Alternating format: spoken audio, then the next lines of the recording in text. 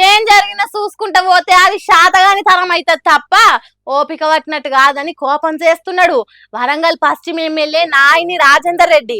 కొండా సురేఖ చేస్తానన్న పనులకు కోపం తన్నుకొచ్చినా ఓపికతోనున్నాడట ఇన్ని రోజులు. ఇప్పటి నుంచి ఊకునేదే లేదు అన్నట్టు చెప్తుండు. సొంత పార్టీ ఎమ్మెల్యేలను కాపాడుకోవాల్సింది పోయి కాళ్ళ కట్టబెట్టి చేస్తున్నదట మంత్రి కొండా సురేఖ. ఆగు గదే ముచ్చట చెప్తుండు నేను రయ్యి. మీరు నలుగురికి చెప్పవలసిన 4 నియోజకవర్గాలను పట్టించుకొని చెప్పవలసింది పోయి 4 నియోజకవర్గాలల్లో ఏళ్ళు పెట్టి డిస్టర్బ్ చేసుకుంటూ పోతుంటే అది మంచి పరిణామం కాదు. నా నియోజకవర్గంలో నాకు తెలియకుండా నా గుడి అమ్మవారి గుడి నా దగ్గరకు వస్తుంది. పొద్దుగా లేస్తే మేము వాడు కూర్చొని అభివృద్ధిలో మేము భాగస్వామ్యం చేసుకుంటూ పోతుంటే ఎవరి వాళ్ళని మీరు కమిటీ సభ్యులను వేసుకుంటూ పోతే ఇక్కడ ఎట్లా మరి అనేది అధిష్టానం దృష్టికి తీసుకెళ్తాను. ఇన్నరా లోకల్ ఎమ్మెల్యేలకు తెలవకుండా దేవాలయంలో కమిటీ మెంబర్లను పెడితే లోకల్ ఎమ్మెల్యే వాళ్ళకి ఎంత లోకువైండో చూడండి. మంత్రి పదవులు ఉన్నప్పుడు 4 నియోజకవర్గాల బాగు కోరినట్టుండాలి గాని ఇదేం పద్ధతి కాదన్నట్టు కాంగ్రెస్ పార్టీ పెద్ద మహేష్ కుమార్ గౌడ్ కు షిల్కు రాసిచ్చిండట.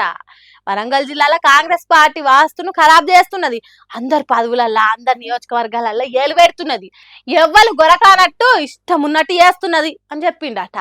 మీరు ఇట్లనే చూసుకుంటా పోతే కాంగ్రెస్ పార్టీ ఖరాబ్ అవుడు ఖాయమని ఫిర్యాదు అయిందట. మరి దాని మీద అధిష్టానం ఏం చర్యలు తీసుకుంటారో ఏమో గాని ఈ ముచ్చట తెలిసినాక కొండా కుటుంబం మాత్రం అగ్గి మీద గుగ్గిలం అవ్వడు ఖాయమని అనిపిస్తున్నది.